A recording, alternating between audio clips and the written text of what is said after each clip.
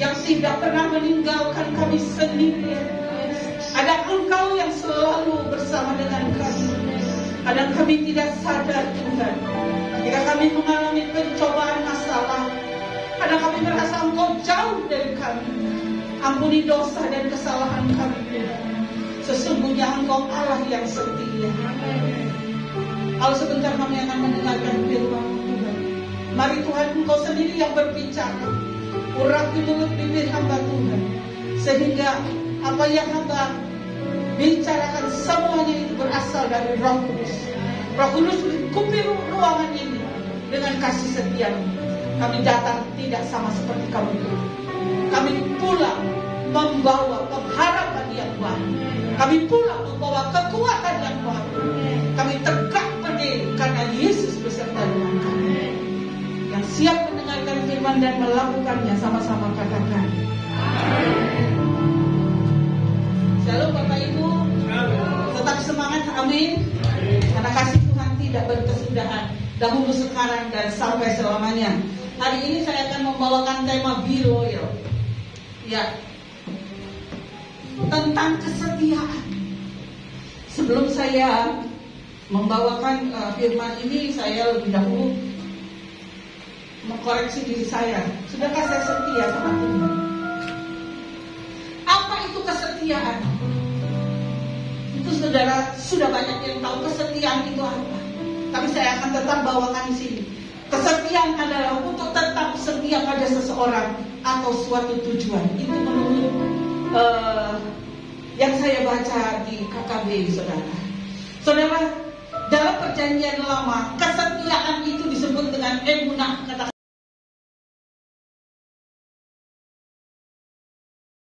Emunah itu dapat dipercaya dan emunah itu setia.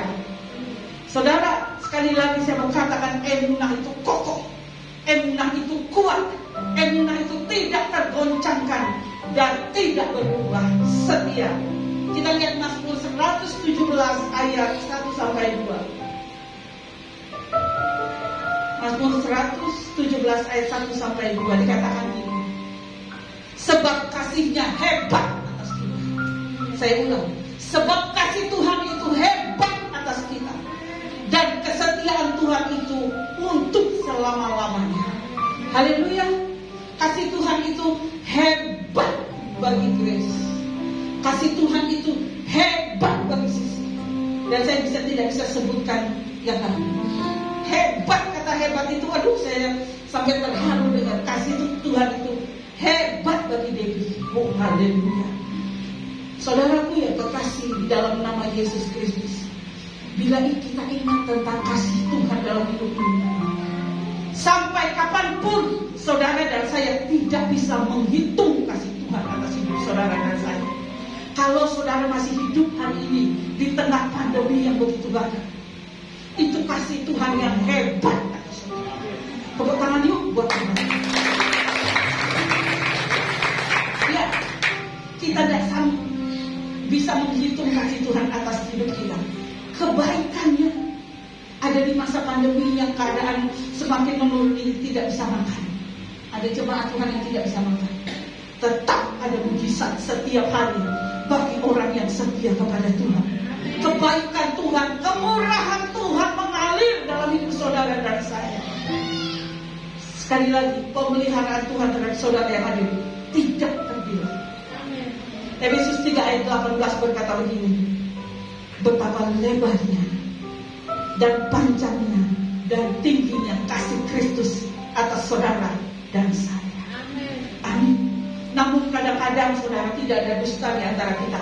Kita sering sekali tidak menyadari. Yang kita ingat, yang kita lihat masalah. Kita lupa melihat kebaikan Tuhan yang begitu besar dalam hidup kita. Kalau engkau selalu melihat masalah, itu bisa menjadi satu tembok, saudaraku, yang sehingga kita tidak bisa melihat kebaikan Tuhan setiap hari dalam hidup saudara dan saya. Mari kita ingat-ingat kebaikan Tuhan. Anak-anak kita terjaga sempurna. Haleluya. Puji Tuhan, saudara. Anak saya Tasya yang di Amerika, mereka pelayanan di Denver, bahkan sudah beli rumah. Tapi Tuhan bilang ke Michigan. Itu kalau naik kendaraan itu 24 jam. Saudara bisa bayangkan, mereka harus sewa truk dan mereka juga harus ngangkut mobilnya. Jadi kalau di Amerika itu ada mobil yang dibawa gitu. Jadi mereka berdua ke Michigan, saudara. Saya sempat berpikiran, Tuhan bagaimana ini, apa nanti saya jangan sampai anak saya ngantuk. Saya berdoa. Puji Tuhan, anak saya sudah sampai di Michigan dengan tidak dengar satu apapun. Jadi di sana jadi gembala, saudara, yang dilayani adalah orang-orang sekolah. Jadi kalau orang-orang yang dapat beasiswa atau orang-orang sekolah itu banyak sekolahnya di Michigan. Dengan kata lain, anak saya melayani orang-orang Indonesia yang sekolah di Michigan. Ada juga yang sudah ini sudah oke, banyak profesor di sana. Oh haleluya. Dan apa untuk kemuliaan Tuhan ya, haleluya. Bapak ibunya gembala, ada juga anaknya yang jadi gembala. Haleluya, berikan tepuk tangan bagi Tuhan. Kadang-kadang kita tidak menyadari bahwa Tuhan itu baik terhadap kita.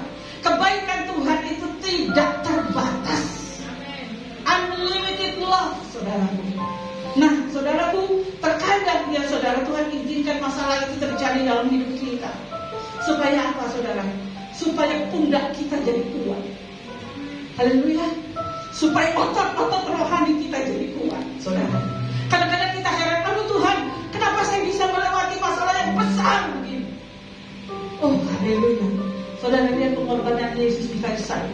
Jadi cemooh, dia diludah, dia diolok-olok, saudara. Kita baru diolok-olok sedikit. Tapi Tuhan lakukan semuanya demi kesetiaannya kepada saudara dan saya. Yang mati di kayu salib demi kesetiaannya kepada saudara dan saya. Nah, sekarang gini, yang jadi pertanyaannya adalah, janji Tuhan bagi orang setia itu apa?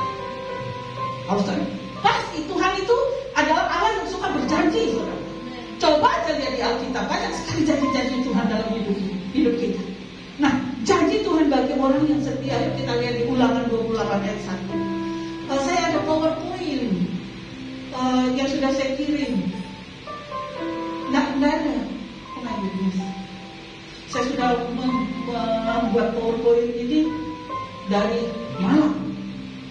Ada dipakai untuk oke. Janji Tuhan bagi orang setia, Ulangan 28 ayat 1. Ada di kakaknya deh, bikin sama Pak Abraham nih, adiknya.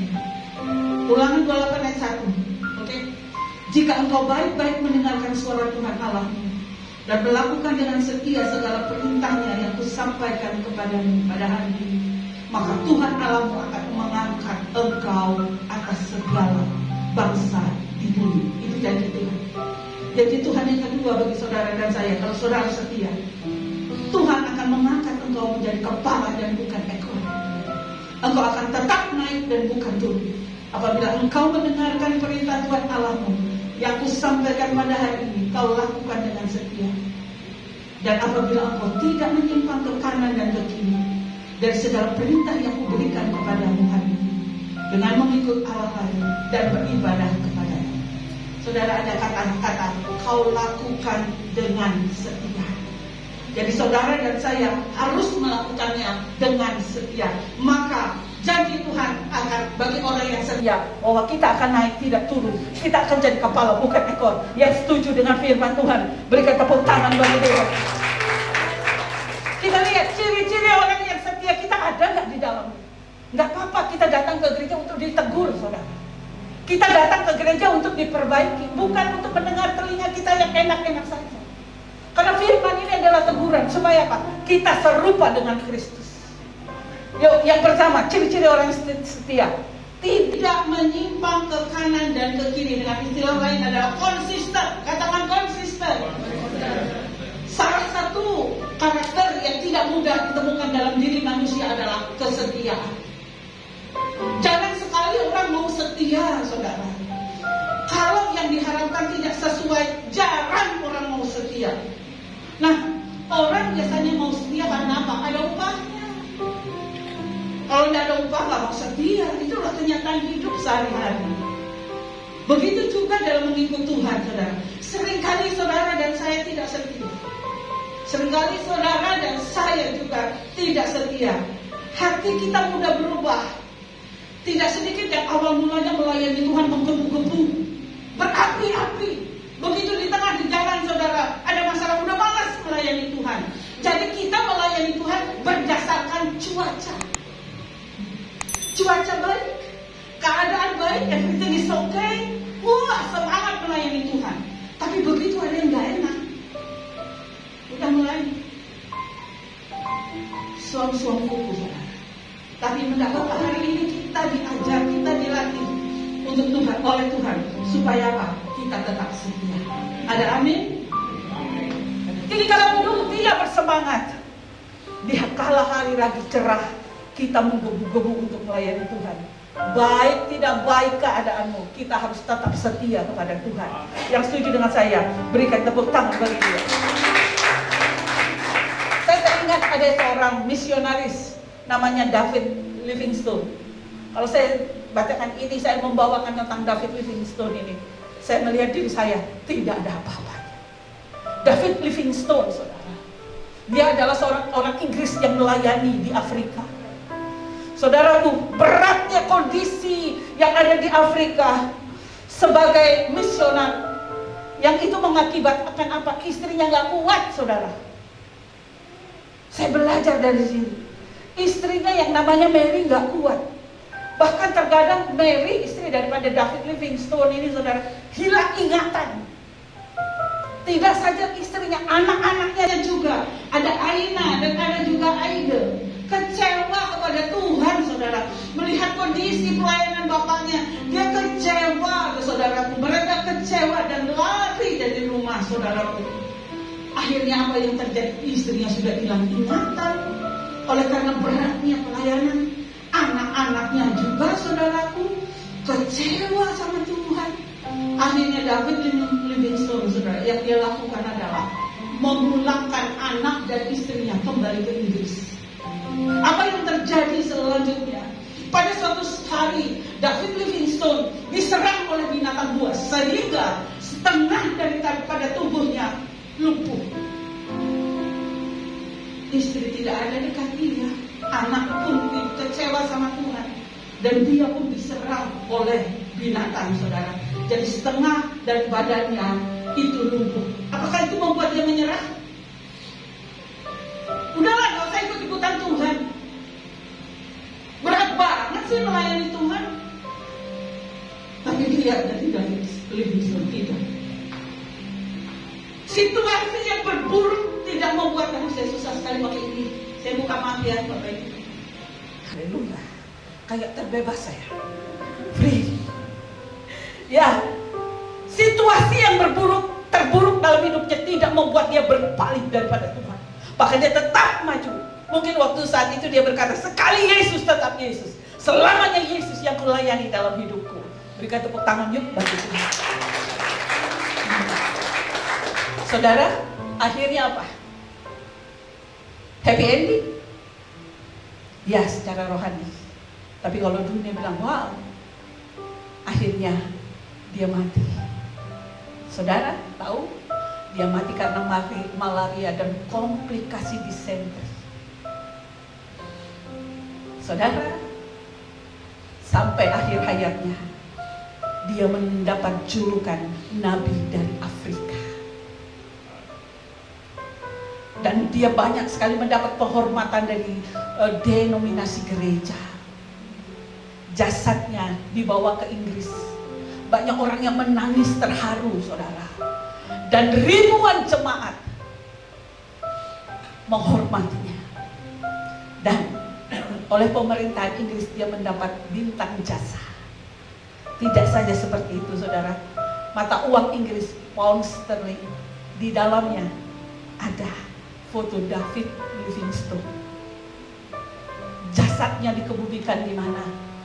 Di tempat kerajaan-kerajaan. Yang maksudnya anggota kerajaan yang dikuburkan di Westminster Abbey. Pemakamannya itu kayak pahlawan Inggris, kerajaan Inggris, saudara. Kesetiaan Tuhan itu luar biasa. Padahal saya berpikir begini loh, David Livingstone dengan pengorbanannya seperti itu, dia akan terlihat hebat gitu maksud saya. Tuhan angkat dia dalam hidup luar biasa. Ternyata tidak. Dia mati dalam posisi duduk, saudara, berdoa di hadapan Tuhan. Itu luar biasa bagi surga. Saya percaya malaikat Allah bertepuk tangan untuk David Livingstone. Haleluya. Kita apa, saudara? Apa yang kita lakukan untuk Tuhan? Kesedihan apa yang kita lakukan untuk Tuhan? Bikin masalah, Tuhan di mana Engkau? Kita belum dalam perjalanan Afrika. Kita belum, badan kita sehat. Oh haleluya. Saudaraku yang kekasih, maka lakukan semuanya itu dengan setia. Ada amin? Ya. Ada satu cerita. Seorang anak muda dengan usia masih muda, sekitar 18-20 tahun, dia mengalami sakit yang luar biasa, saudara. Dan kata dokter sudah mencapai stadium yang paling tinggi. Kala itu pendeta datang ke depan dia, mendoakan dia. Dia senang sekali, saudara. Tubuhnya sudah kurus, beralih dari anak muda yang badannya bagus. Kalau saya boleh katakan sispek, saudara. Apa yang terjadi rupanya dengan dia.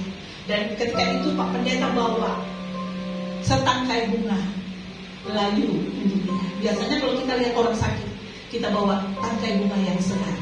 Tapi ini dikasih tangkai bunga yang layu. Saudara, begitu didoakan dan Pak Pendeta mau pulang, dia ditanya begini, anak muda, Pak Pendeta, maaf saya mau tanya lagi, kenapa Pak Pendeta kasih saya bunga layu? Di mana-mana yang dikasih bunga segar. Pak Pendeta bilang begini, bolehkah saya jujur kepadamu? Boleh Pak Pendeta. Jadi begini, kau ingat ketika kau masih muda, saya lihat ada potensi dalam hidupmu. Saya minta engkau untuk masuk dalam pelayanan. Untuk anak-anak muda pun kau bilang apa?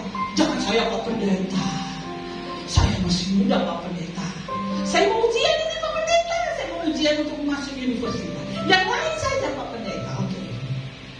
Dan ketika engkau sudah masuk universitas, bukankah saya bertanya lagi kepadamu, sudah siapkah engkau untuk melayani anak-anak muda? Harus di anak-anak muda untuk pelayanan muda, dan mereka menganggap engkau memiliki karisma yang besar. Oh Pak Pendeta, saya kan baru masuk kuliah Pak. Saya masih berpengalaman akan SKS dan segala mata pelajaran. Jangan saya Pak Pendeta, nanti ya Pak Pendeta nanti. Setelah engkau lulus, aku berkata lagi kepadamu, maukah engkau melayani? Pak Pendeta, saya baru masuk dalam satu pekerjaan dan saya harus konsentrasi dengan pekerjaan saya. Dan hari ini kau bilang kan dengan saya, ketika engkau sakit di stadium 4, kau bilang sama saya, Pak Pendeta, saya kalau sembuh nih Pak Pendeta, saya melayani Tuhan sepenuh waktu. Pokoknya number one Tuhan, Tuhan, nomor 1 Tuhan. Pantas gak kamu ngomong begitu? Ibaratnya ya, saat kamu lagi segar, saat kamu lagi mekar-mekar, kamu gak mau kasih untuk Tuhan. Sekarang sudah layu, loyo, letoi, baru kamu bilang, saya mau berikan untuk Tuhan hidup saya. Pantaskah kita ngomong begitu? Yang jelek-jelek kita baru kasih buat Tuhan, yang baik-baik kita gak mau kasih. Ini bukan saya menegur saudara, tidak, tapi saya menegur diri saya. Untuk apa? Saya lebih bersemangat lagi untuk melayani Tuhan. Ada amin. Berikan hidupmu ketika engkau segar. Berikan hidupmu ketika engkau memiliki segala sesuatu yang brilian di kepala. Berikan yang terbaik untuk Tuhan di saat engkau segar. Haleluya. Jangan yang jelek-jeleknya baru kita kasih kepada Tuhan. Tuhan rindu kok di saat kita segar, kita melayani Dia. Apa yang engkau lakukan berbau harum di mata Tuhan. Saya banyak sekali pelayanan. Saya banyak sekali melihat ketika orang itu kena kanker stadium 4. Saya ingat sekali di rumah sakit mana Pak Abraham. Saya rindu Pak Abraham. Saya mau melayani Tuhan. Saya sembuh saja. Saya melayani Tuhan. Memang banyak waktu yang saya sia-siakan karena pekerjaan saya bagus. Saya dicari di mana-mana oleh pemerintahan. Bahkan gaji saya banyak. Tapi saya lupa Tuhan. Saudara, mari ketika engkau sedar, ketika engkau kuat, serahkan itu Tuhan. Jangan sudah layu, sudah loyo, tinggal tulang belulang baru kita bilang kita mau mati. Selagi hari masih ada, mari kita tunjukkan kesetiaan Tuhan hanya bagi Dia. Berikan tepuk tangan bagi Tuhan. Berikan yang terbaik buat Tuhan. Berikan kesetiaan kita kepada Tuhan. Kalau saya ingat banyak sekali gereja yang sudah menyuruh Pak Abraham untuk pindah. Pak, Bapak tidak usah mikir soal uang. Bapak gembalakan saja. Rumah kami kasih semua kami. Tapi tidak. Tuhan suruh saya sama Pak Abraham setia di Eon. Jatuh bangun tetap kita setia sama Tuhan. Suami saya mengajar jangan banyak ngomong. Orang mau bilang apa ini? Jangan banyak ngomong. Kamu diam. Pembelaan Tuhan itu tepat pada waktu. Apapun masalahmu sekarang diam. Jangan banyak ngomong. Jangan membersihkan diri kita. No. Biar Tuhan biar menjadi pembela saudara. Haleluya. Setia kepada istri, setia kepada suami. Suatu kali ada seorang suami yang diajak oleh teman kerjanya untuk mabuk, saudaraku. Dia tidak mau. Dia bilang, kamu datang dong. Ini kan hari ulang tahun saya. Saya tidak biasa ke bar. Sekali ini saja kata temannya, saudara. Dia masuk ke dalam bar, saudara. Dikasih minuman, dia bilang, saya tidak pernah minum. Tidak apa-apa sih, teguk aja kan. Tidak buat kamu mabuk. Akhirnya karena dia tidak pernah minum setengah aja dia mabuk, saudara. Dan ketika dia sampai di rumah dia sudah oleng begini, saudara. Ingat kalau di laut ada kapal yang oleng, saudara. Dia sudah oleng begini. Tiba-tiba dia lihat ada seorang perempuan, saudara. Ketika dia masuk di rumah ada orang perempuan dan perempuan ini menidurkan dia di atas tempat tidur, saudara. Dan ketika perempuan itu mau melepaskan sepatu dan kaos kakinya dalam keadaan mabuk, dia bilang, hei perempuan, tinggalkan aku sendiri. Aku sudah menikah. Ketika esok paginya dia bangun, ya ampun, saya pas dalam keadaan mabuk, pasti istri saya marah-marah saya. Ingat kan ada kasus di Instagram saya lihat seorang suami yang mabuk dimarahin istrinya mau dipenjara 1 tahun. Iya kan? Nah, suaminya bangun, waduh saya pasti dimarahin istri saya nih. Istri saya pasti ngamuk sama saya ini. Waduh saya nggak bisa ngomong apa yang harus saya sampaikan kepada istrinya. Ketika dia bangun, saudara, dia lihat, kok ada makanan? Dan begitu istrinya pulang dari halaman depan, dia kata, halo suamiku lah. Kenapa dia baik sama saya? Kenapa dia maki-maki saya? Bukankah saya ngantuk? Bukan saya mabuk tadi malam. Harusnya dia marah-marah saya. Kenapa dia balikin saya? Dia tanya sama anaknya yang kecil. Nah, kenapa mamamu gak marah-marah sama aku? Anaknya cerita, waktu papa pulang mabuk, papa ditaruh sama mama di atas tempat tidur. Dan mama ketika itu membuka sepatu papa dan kaos papa bilang, hei perempuan, tinggalkan aku sendiri, sudah menikah. Walah, itu toh. Pantas mamamu siapkan aku makanan yang banyak. Kesetiaan dalam keadaan mabuk pun tetap setia. Haleluya. Tapi saya tidak ajak saudara untuk mabuk. Nah, tidak. Bersihkan hati Anda dari niat buruk, apalagi lirik kanan kiri. Ketika sudah ada yang setia di samping Anda, jangan lihat kanan kiri. Amin, saudara yang kekasih. Haleluya. Yang pertama, tidak menyimpang ke kanan ke kiri alias konsisten. Itu orang yang setia. Yang kedua adalah bertahan sampai akhir, persisten. Dalam hati katakan, aku akan bertahan sampai akhir. Bertahan sampai akhir atau persisten ini artinya gigih, artinya kuat, artinya apapun yang terjadi tetap kokoh, terus menerus akan tetap setia. Saudaraku, mari jadi orang yang tidak mudah menyerah. Masalah boleh datang, persoalan boleh datang, apapun boleh datang, sekali Yesus tetap Yesus. Yesus yang terindah dalam hidup. Amin, saudaraku. Saudara jangan tunda-tunda untuk setia. Kalau saudara dengar firman hari ini, mari kita lakukan. Bagi mereka yang menunda-nunda pekerjaan merupakan awal dari sebagian besar kegagalan. Wahyu 2 ayat 10b berkata demikian. Hendaklah engkau setia sampai mati. Aku akan mengaruniakan kepadamu mahkota kehidupan. Haleluya. Jangan saudara memiliki ketaatan sebagian, tapi saudara harus memiliki ketaatan sepenuhnya. Loyalitas yang setia. Haleluya. Pada tahun 2007, ini ceritanya ada sekelompok 23 orang misionaris dari Korea Selatan ada ditangkap oleh Taliban di Afghanistan. Taliban ingin membunuh mereka semua, dan mereka mendengar bahwa mereka akan dibunuh. Apa yang ada pada mereka, bahkan Alkitab mereka pun dirampas. Tapi ada satu misionaris yang Alkitabnya tidak dirampas karena dia sembunyikan. Dia robek satu persatu, dia kasih temannya yang ketiga, 23 orang ini baca kalau mereka nggak lihat. Saudara yang dikasih oleh Tuhan, ketika didengar bahwa mereka akan dibunuh, ini kejadian nyata. Pak pendeta ini bilang sama Taliban ini, kalau kamu mau bunuh di antara 23 ini, Pak pendeta bilang biarlah saya yang duluan. Dia sudah bilang sama Taliban, dan dia juga berkata kepada teman-temannya, kalaupun yang dibunuh, biarlah saya yang dibunuh yang pertama kali. Penatuannya bilang, jangan Pak pendeta, jangan, saya begini-begini juga pelayan Tuhan, biar saya yang duluan aja yang dibunuh. Penatuannya bilang begitu. Pak pendeta bilang, jangan. Kamu memang penatua, kamu memang pelayan Tuhan, tapi yang ditabiskan kan saya. Kan kamu tidak ditabiskan. Aduh, hebat banget ya. Mau dibunuh kok eker-ekeran mau maju-maju ya. Itu kalau dalam Tuhan tuh gak takut mati. Ada amin, saudaraku. Akhirnya apa, saudaraku? Dibunuh Pak pendetanya dulu, dan dibunuh juga penatuannya. Yang sisanya tidak dibunuh, bahkan dilepaskan. Kita harus tetap setia. Saya percaya Pak pendeta sama penatuannya memiliki mahkota kehidupan ini. Saudara mulia, berikan tepuk tangan dia. Kita lihat contoh ketidaksetiaan dalam Alkitab, yaitu Raja Saul, saudara.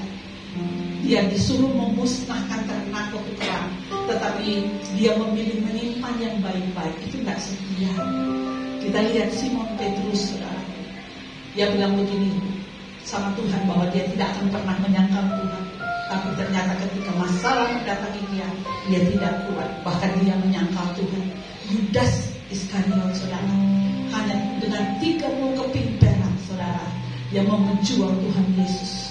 Tapi kita lihat ya, contoh yang setia dalam Alkitab, Sadrak, Mesak, Abednego. Walaupun nyawanya terancam, dia tetap berkatakan begini di Daniel 3 ayat 16 sampai 18. Saya akan bacakan buat saudara. Tidak ada gunanya kami memberi jawab kepada Tuanku dalam hal ini. Jika Allah kami yang kami puja sanggup melepaskan kami, maka ia akan melepaskan kami dari perapian yang menyala-nyala itu. Dan dalam tangannya ya raja. Tetapi seandainya tidak, hendaklah Tuhan mengetahui raja bahwa kami tidak akan memuja dewa Tuanku, dan tidak akan menyembah patung emas yang Tuanku berikan. Wow. Mereka memiliki integritas yang luar biasa. Tidak takut terhadap bahaya, tidak takut terhadap maut, mau api sebesar apapun, tetap setia melayani Tuhan. Dengan Bapak Ibu tetap setia jadi Tuhan ya. Tadi saya katakan kita melayani di sini dengan sukarela. Suka berarti kita suka dan kita rela untuk melayani Tuhan. Tidak ada paksaan. Saudara datang ke sini bukan karena tidak enak dengan Pak Uto. Saudara datang ke sini bukan karena tidak enak dengan Pak Abraham. Saudara datang ke sini karena apa? Kesetiaan saudara kepada Tuhan. Haleluya. Berikan tepuk tangan yuk. Nah, apa akibat kalau kita tidak setia? Ulangan 32 ayat 20 berkata gini. Ia berfirman, aku hendak menyembunyikan wajahku terhadap mereka dan melihat bagaimana kesudahan mereka, sebab mereka itu suatu angkatan yang bengkok, anak-anak yang tidak mempunyai kesetiaan. Adam diusir, saudara, dari Taman Eden karena dia tidak memiliki kesetiaan. Esau kehilangan hak kesulungannya juga, saudara. Nah, alasan apa sih kita harus setia kepada Tuhan? Karena Tuhan lebih dahulu setia kepada saudara dan saya. Ada amin? 2 Timotius 2 ayat 13a. Jika kita tidak setia, dia tetap setia. Karena dia tidak dapat menyangkal dirinya. Ingat, orang baik itu banyak, tapi setia itu dapat dihitung. Dan saya percaya saudara adalah terbilang orang-orang yang setia. Yang kedua, jangan ada Allah lain di hadapanku. Itu perintah Tuhan. Saudara, jangan karena oleh sesuatu dan lain hal, saudara menjadikan Tuhan yang kedua. Saya ingat sekali ibu saya punya kakak. Waktu itu dalam keadaan sakit. Dia dalam satu ruangan, saudara, dia dan satu lagi temannya. Pasien yang ini orang tuanya bilang, "Ibu, udahlah ke dukun aja, Bu. Dia bisa menyembuhkan, Bu. Anak ibu sudah seperti gini ya, udah kita ke dukun aja." Oma saya bilang tidak. Ibu saya bilang tidak. Tetap mengandalkan Tuhan. Walaupun sampai dipanggil Tuhan, tidak menduakan Tuhan. Tidak membuat Allah kita cemburu. Haleluya. Ketika engkau lakukan itu, Tuhan tidak tinggal diam. Ada upah yang tersedia bagi orang-orang yang setia. Saya turun saja. Bapak Ibu, sebagai penutup,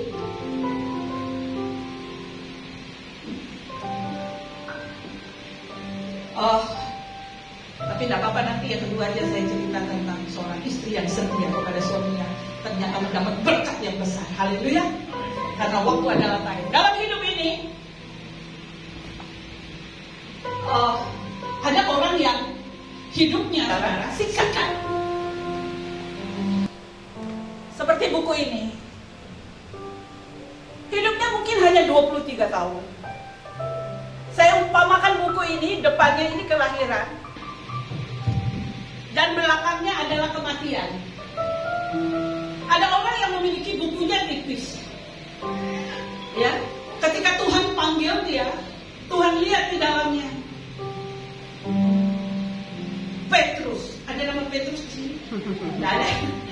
Petrus, punya baik sekali ini anak. Dia dari kecil suka bantu orang tuanya. Dia baik sekali ini anak. Rajin ke gereja. Tuhan lihat lagi halaman selanjutnya. Setia kepadaku. Dalam sakit pun dia tetap setia kepadaku, memanggil namaku. Dia buka lagi. Walau dia mengampuni. Dengan kata lain, satu buku ini, saudara, Tuhan lihat semuanya dia lakukan firman Tuhan dengan kesetiaan. Walaupun bukunya tipis, umurnya tipis, hanya 2 tingkat. Setelah itu Tuhan ambil lagi satu buku tebal. Ini saya sampai bawa dari rumah, buku tipis tebal. Berat-berat saya bawa. Tuhan buka lagi. Paulus, ada nama Paulus di sini. Aman ya. Usianya 80 tahun. Makanya bukunya tebal. Dia kan saudara. Begitu Tuhan buka lagi. Ini kerjanya marah terus. Tuhan buka lagi. Tanggal sekian, jam sekian, istrinya dipukul sama dia. Tuhan buka lagi, saudara. Ya ampun. Dia memarahi aku, kata Tuhan. Tuhan buka lagi. Dia meninggalkan aku. Walaupun dia balik lagi kepada aku. Yang Tuhan lihat di bukunya yang tebal, yang usianya yang 75. Kebanyakan tidak setia daripada setia. Sekarang saya tanya pada saudara dan saya. Ibaratnya kita ini kan sedang menulis buku. Nulis buku dengan apa? Perbuatan kita. Bicara kita. Apa yang kita tulis? Bukunya tebal, tapi isinya ya ampun, tukang tipu-tipu. Bukunya kesetiaan melayani Tuhan. Semua ada di tangan saudara. Saudara setia atau tidak, hidup ini adalah pilihan. Miliki buku yang enak untuk dibaca oleh Tuhan.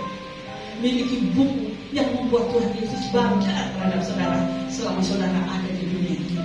God bless you all. Tuhan berkati.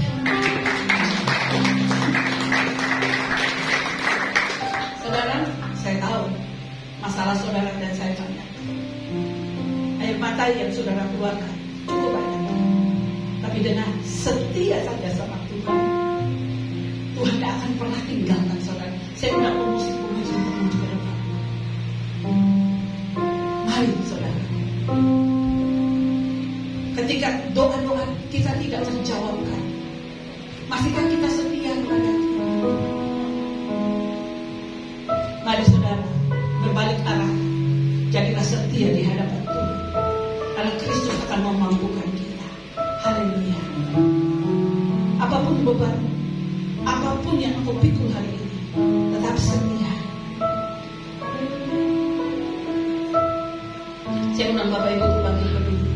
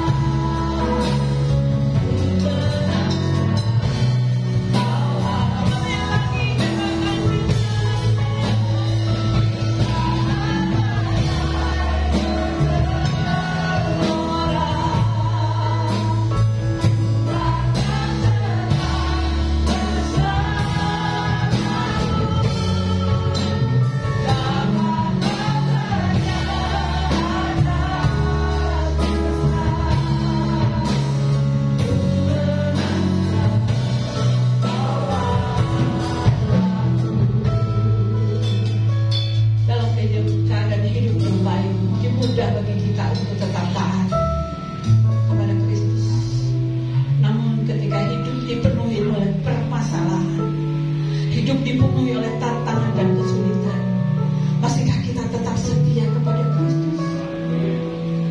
Ketika doa-doa seakan tidak terjawab,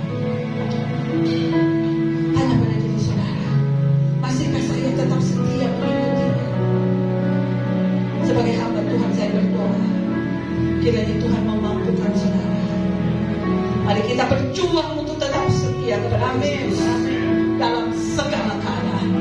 Terima kasih buat firman hari ini. Kami percaya setiap firman yang keluar dari mulut Allah tidak pernah kembali dengan sia-sia. Kami percaya Tuhan, kami sudah diteguh dan kami mau berbalik Tuhan kepada berkati jemaat-Mu yang hadir. Biarlah mereka tetap memiliki kesetiaan hanya kepada-Mu, bukan yang lain. Terima kasih Bapak, kalau sebentar kami akan berpisah satu dengan yang lain. Kami percaya penyertaan Tuhan sempurna atas setiap. Angkat tanganmu, angkat hatimu, pulanglah dan terimalah berkat yang asalnya daripada Tuhan. Jika engkau sungguh-sungguh mendengarkan firman Tuhan hari ini, tidak saja engkau pandai mendengarkannya, tapi ketika engkau melakukannya, maka engkau akan jadi kepala bukan ekor. Engkau akan naik bukan turun. Dimanapun engkau berada, orang akan melihat Kristus hidup dalam hidup. Kasih daripada Allah Bapa, Putra dan Roh Kudus menyertai saudara, melingkupi saudara dari sekarang sampai kedatangannya yang kedua kali. Saudara dan saya tidak ditemukan bercacat celah. Tuhan Yesus memberkati.